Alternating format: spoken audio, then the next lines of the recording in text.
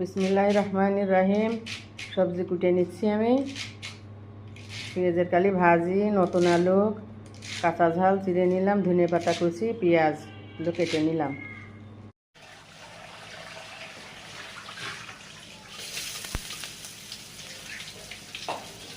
বিসমিল্লাহির রহমানির রহিম।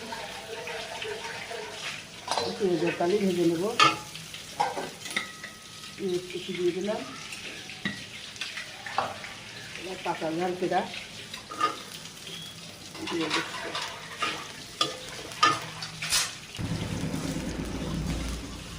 লবণ হলুদ দিয়ে দিলাম।